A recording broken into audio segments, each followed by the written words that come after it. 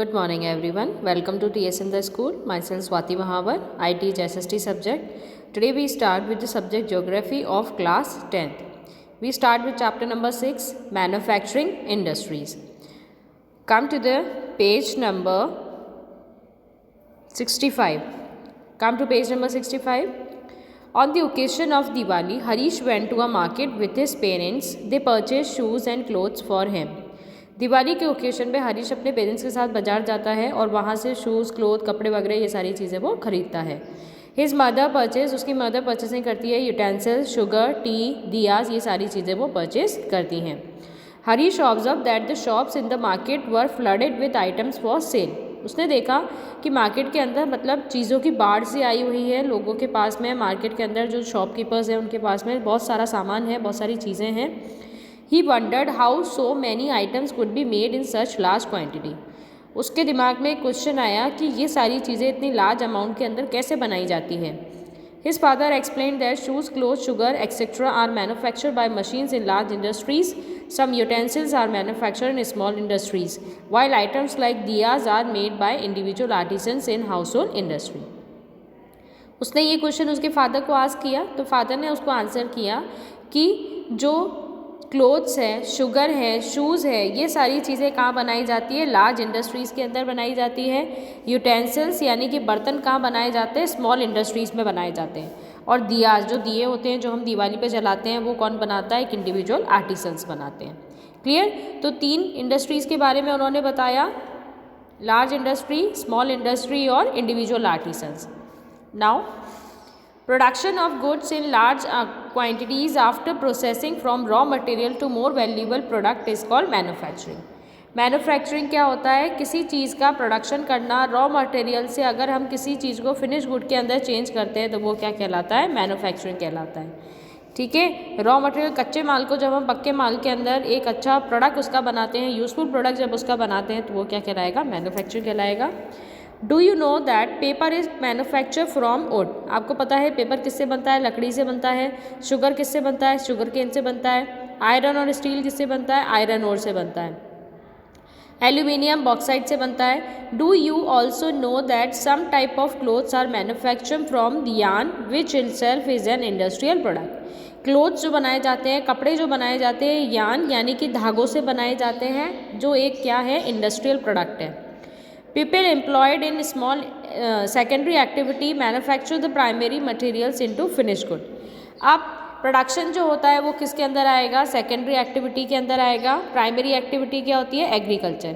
Secondary activity के अंदर क्या आ जाता है? मैन्युफैक्चरिंग. किसी प्रोडक्ट को बनाना, रॉ मटेरियल को फिनिश गुड के अंदर चेंज करना क्या कहलाएगा? मैन्युफैक्चरिंग. और मैन्युफैक्चरिंग कौन सी एक्टिविटी है? Secondary activity. The workers employed in steel factories, car, breweries, textile industry, bakeries, etc. fall into this category. कोई भी चीज़ बनाना, चाहे वो कार हो, चाहे वो ब्रेवरीज हो, चाहे टेक्सटाइल हो, चाहे बेकरी हो, कोई भी प्रोडक्ट बनाना, रॉ मटेरियल कच्चे माल को यूज़ करके कोई भी फिनिश गुड बनाना क्या कहलाता है? मैन्युफैक्चरिंग कहलाता है. Some people are employed in providing services. कुछ लोग एम्प्लॉयड हैं ये इस तरह की सर्विस प्रोवाइड कराने में. In this chapter we are mainly concerned with manufacturing industries which fall in the secondary sector. इस चैप्टर के अंदर हम मैन्युफैक्चरिंग इंडस्ट्रीज़ के बारे में पढ़ेंगे और मैन्युफैक्चरिंग इंडस्ट्रीज़ किसके अंदर आता है? सेकेंडरी फैक्टर के अंदर आता है. The economic strength of a country is measured by the development of manufacturing industries.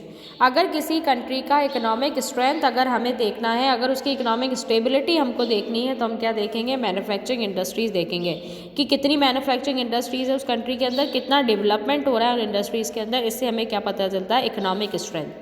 Economic strength यानी कि इकोनॉमिक मतलब मनी का पता चलता है कि उस कंट्री में कितना मनी है, कितना वो कंट्री रिच है या कितना पुअर है.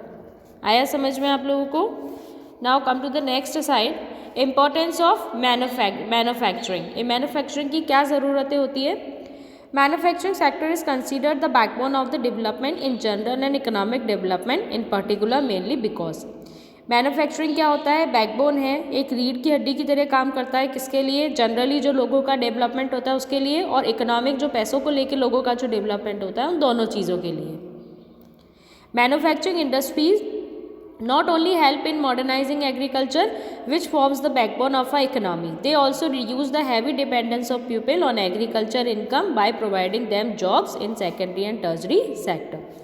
मैन्युफैक्चरिंग इंडस्ट्रीज़ क्या करती है, मॉडर्नाइज करती है किसको, एग्रीकल्चर को, क्योंकि एग्रीकल्चर का जो रॉ मटेरियल होता है वो किसके अंदर काम आता है, इंडस्ट्रीज़ के अंदर काम आता है।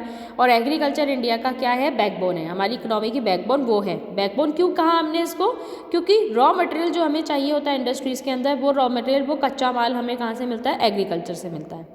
और बहुत सारे लोगों को इनकम जनरेट कराता है एग्रीकल्चर। अब जो लोग एग्रीकल्चर नहीं करते वो लोग किसके अंदर आ जाते हैं, सेकेंडरी और टर्जरी के अंदर आ जाते हैं। तो अगर एग्रीकल्चर नहीं होगा, अगर हमें रॉ मटेरियल नहीं बनेगा, तो हम किसी भी तरह का प्रोडक्शन नहीं कर सकते हैं, तो इंडस्ट्रीज़ वहाँ पर डेवलप नहीं हो पाएगी। Second, industrial development is a pre condition for eradication of unemployment and poverty from a country. अगर इंडस्ट्रीज़ है तो एम्प्लॉयमेंट है तो पॉवर्टी नहीं रहेगा। अगर इंडस्ट्रीज़ नहीं रहेंगी तो अनएम्प्लॉयमेंट हो जाएगा, लोग बेरोजगार हो जाएंगे और पॉवर्टी कंट्री के अंदर ज़्यादा हो जाएगा। This was the main philosophy behind public sector industry and joint sector ventures in India. It was also aimed at bringing down regional disparities by establishing industries in tribal and backward areas. अब यहाँ पर main M क्या होता है, regional disparities, यानी कि industries कहाँ लगाई जाती हैं, जहाँ पर रीजनल डिस्पैरिटी होती है, यानी कि जो पिछड़ा हुआ जो एरिया होता है, जिसका ज़्यादा डेवलपमेंट नहीं होता है, जो बैकवर्ड एरिया होता है, उसके एरिया के अंदर क्या लगाए जाते हैं, पब्लिक सेक्टर प्लांट्स लगाए जाते हैं। पब्लिक सेक्टर प्लांट्स को कौन चलाता है, गवर्नमेंट चलाती है। तो गवर्नमेंट जिस चीज़ के अंदर इन्वेस्टमेंट करती है वो प्लांट्स कहाँ लगाए जाएंगे, जहाँ पर रीजनल डिस्पैरिटीज़ हैं, जहाँ पे ट्राइबल पीपल है, जो बैकवर्ड एरिया है जिसको हमें डेवलप करना है, उस एरिया के अंदर क्या लगाए जाएंगे, पब्लिक सेक्टर इंडस्ट्रीज़ लगाई जाएगी। और उन पब्लिक सेक्टर इंडस्ट्रीज़ को चलाता कौन है, गवर्नमेंट चलाती है। पैसा कौन लगाता है उसके अंदर, गवर्नमेंट लगाती है। Next, export of manufacture goods expand trade and commerce and brings in much needed foreign exchange. जो एक्सपोर्ट होता है मैन्युफैक्चरिंग गुड्स का, उससे क्या होता है, ट्रेड और कॉमर्स दोनों क्या हो जाता है, इंक्रीज हो जाता है। एक्सपोर्ट का मतलब क्या होता है, sell to other country, sell to other country, किसी दूसरी कंट्री के अंदर चीज़ को सेल करना क्या कहलाता है, एक्सपोर्ट कहलाता है। अगर हम यहाँ का प्रोडक्ट जैसे अमेरिका के अंदर जाके बेचेंगे या चाइना के अंदर जाके बेचेंगे तो वो क्या कहलाएगा, एक्सपोर्ट कहलाएगा। Countries that transform their raw material into a wide variety of finished goods of higher value are prosperous. जो कंट्री हाई वैल्यू का गुड बनाता है, फिनिश गुड बनाता है, जिसकी वैल्यू ज़्यादा होती है, उसको वो कंट्री क्या कहलाएगा, ज़्यादा प्रॉस्पेरियस, ज़्यादा वेल्थी कहलाएगा। India's prosperity lies in increasing and diversifying its manufacturing industries as quickly as possible. India की जो प्रॉस्पेरिटी है वो कहाँ लाया करती है कि ज़्यादा से ज़्यादा मैन्युफैक्चरिंग इंडस्ट्रीज़ इंडिया के अंदर रन करें, ज़्यादा से ज़्यादा इंडस्ट्रीज़ हम इंडिया के अंदर लगाएं, तो उससे क्या होगा, हमारे कंट्री का अच्छा डेवलपमेंट होगा और अच्छी वेल्थ हो जाएगी हमारे कंट्री का, अच्छा प्रॉस्पर कंट्री हमारा बन जाएगा। Next, agriculture and industries are not exclusive of each other. Agriculture industry दोनों को हम अलग अलग नहीं मानते हैं, दोनों एक ही चीज़ है। अगर एग्रीकल्चर नहीं होगा तो इंडस्ट्री नहीं होगा, और इंडस्ट्री नहीं होगा तो एग्रीकल्चर नहीं होगा, क्योंकि इंडस्ट्रीज़ को रॉ मटेरियल की ज़रूरत कहाँ से पड़ेगी, एग्रीकल्चर से। और एग्रीकल्चर को बड़ी बड़ी जो मशीन्स वगैरह वो जो काम में लेती है, वो मशीन्स वगैरह कहाँ से मिलती है, इंडस्ट्री से। तो दोनों एक साथ चलती है, they move hand in hand. For instance the agro industries in India have given a major boost to agriculture by raising its productivity. जो एग्रो इंडस्ट्रीज़ होती है, एग्रो इंडस्ट्री कौन सी होती है, जिसके अंदर रॉ मटेरियल एग्रीकल्चर से काम में आता है। तो एग्रो इंडस्ट्रीज़ जो होती है वो सबसे ज़्यादा बूस्ट किसके अंदर लेके आती है, एग्रीकल्चर के अंदर, क्योंकि ये क्या देती है, एग्रीकल्चर को डिमांड देती है। जो डिमांड जो इंक्रीज़ होती है एग्रीकल्चर की, वो कौन इंक्रीज़ करता है, एग्रो इंडस्ट्रीज़ इंक्रीज़ करती है, जिसकी वजह से ज़्यादा से ज़्यादा प्रोडक्शन किया जाता है एग्रीकल्चर के अंदर, उसकी प्रोडक्टिविटी क्या हो जाती है, इंक्रीज़ हो जाती है। ठीक है, they depend on the latter raw for raw material and sell their product such as irrigation pump. अब जो एग्रो वेस्ट इंडस्ट्रीज़ होती है वो क्या बनाएगी, इरीगेशन पम्प्स बनाएगी, फर्टिलाइजर बनाएगी, insecticide, pesticide, plastic and PVC pipe, machine, tools etcetera, जो फार्मर को एग्रीकल्चर के अंदर काम में आते हैं। Thus, development and competitiveness of manufacturing industries has not only assisted agriculture in increasing, come to the next page, their production but also made the production process very efficient. अब जो ये सारी चीज़ें बनाई जाती है इंडस्ट्रीज़ के अंदर, जो एग्रीकल्चर के अंदर मशीन्स वगैरह काम में आती है, उससे क्या होता है, एक तो प्रोडक्शन इंक्रीज़ होता है और बहुत अच्छे से, बहुत एफिशिएंट तरीके से, बहुत अच्छे तरीके से वहाँ पे प्रोडक्शन वो लोग करते हैं। In the present day world of globalization a industry needs to be more efficient and competitiveness. आज हमारा कंट्री क्या हो रहा है, ग्लोबल होता जा रहा है, और ग्लोबल होने के साथ में हमारे कंट्री में क्या हो रहा है, कंपटीशन बहुत ज़्यादा इंक्रीज होता जा रहा है। Self sufficiency alone is not enough. Self sufficiency ज़रूरी नहीं है सिर्फ, बल्कि हमें एक्सपोर्ट भी करना है। सेल्फ सफिशिएंसी मतलब हमें उतना बनाना है कि जितना हम हमारे इंडिया के अंदर इंडिया के अंदर हम सेल कर सकें, यानी कि डोमेस्टिक नीड्स को हम फुलफ़िल कर सकें। लेकिन उसके साथ में हमारी इनकम भी हमको इंक्रीज़ करनी है, यानी हमें इतना ज़्यादा बनाना है कि हम दूसरे कंट्रीज़ के अंदर उसको एक्सपोर्ट कर सकें। A manufacture goods must be at par in quality with those in the international market. हमें मैन्युफैक्चरिंग इस लेवल पे करनी है कि हम इंटरनेशनल मार्केट के अंदर हमारे प्रोडक्ट को ले जा करके सेल कर सकें।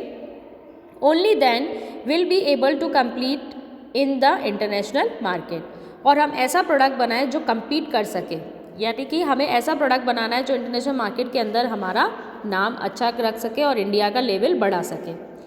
Next, contribution of industry to national economy. Over the last 2 decades, the share of manufacturing sector has stagnated at 17% of GDP out of a total 27% for the industry, which include 10% for mining, quarrying and electricity and gas. 17% जो GDP हमारे India के अंदर आया है, GDP क्या होता है, gross domestic product, यानी कि 17% जो टोटल प्रोडक्ट बना है, उस 17% के अंदर 27% कहाँ से आता है? इस 17% में 27% कहाँ से आएगा? इंडस्ट्रीज से आएगा। 10% कहाँ से आएगा? माइनिंग, क्वायरिंग और इलेक्ट्रिसिटी से, गैस से, ये सारी चीज़ों से आता है। This is much lower in comparison to some East Asian economies.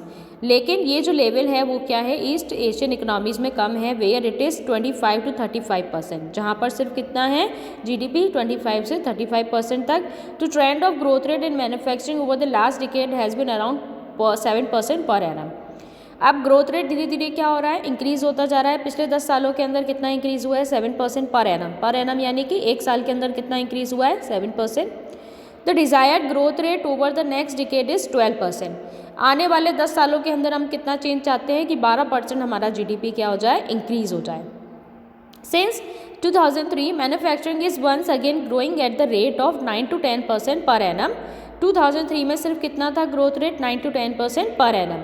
With appropriate policy interventions by the government and renewed efforts by the industry to improve in productivity, economics predict that manufacturing can achieve its target over the next decade.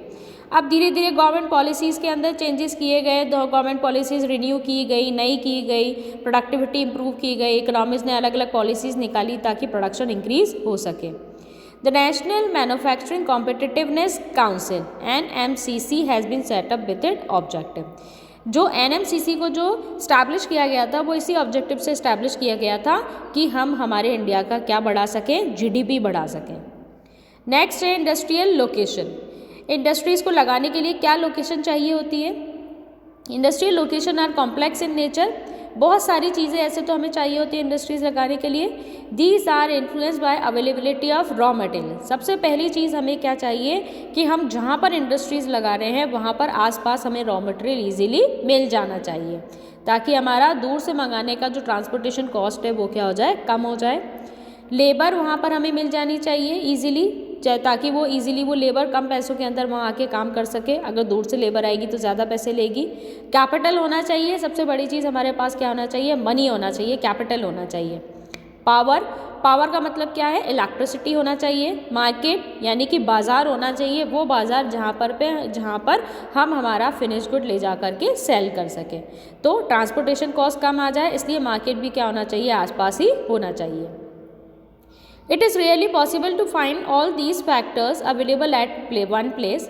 Consequently, manufacturing activity tends to locate at the most appropriate place where all the factors of industrial location are either available or can be arranged at lower cost. इसलिए manufacturing industry वहाँ पर लगानी चाहिए जहाँ पर हमें ये सारी चीज़ें या तो इजीली मिल जाए या फिर अगर दूर हो तो बहुत ही लोअर कॉस्ट के अंदर मिले। यानी कि अगर हम कहीं दूर से इनको मंगाते हैं तो पैसे जो हैं, ट्रांसपोर्टेशन कॉस्ट जो है वो क्या है, बहुत कम आए। After an industrial activity starts, urbanization follows. अब जैसे जैसे इंडस्ट्रीज़ लगना स्टार्ट हुई वैसे वैसे क्या हो गए, गांव शहरों के अंदर चेंज हो गए, अर्बनाइजेशन हो गया। Sometime industries are located in और नियर द सिटीज़। कभी कभी सिटी के अंदर लगाई जाती है या आसपास के एरिया के अंदर लगाई जाती है। Thus industrialization and urbanization go hand in hand, इसलिए जितना इंडस्ट्रियलाइजेशन होता है उतना ही क्या होता जाता है, अर्बनाइजेशन होता जाता है। जो एरिया जितना डेवलप होता जाएगा वो उतना ही शहर के अंदर चेंज होता जाएगा।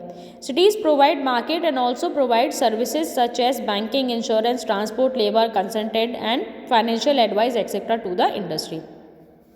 अब अगर किसी एरिया के अंदर इंडस्ट्री लगा दी जाती है तो वहाँ पर धीरे धीरे बैंक, इंश्योरेंस, ट्रांसपोर्ट, लेबर, ये सारी फैसिलिटी वहाँ पर अपने आप आकर रहने लग जाते हैं और ये सारी फैसिलिटी अपने आप वहाँ पर उनको अवेलेबल की जाती है। किसको? इंडस्ट्रीज़ को। क्लियर?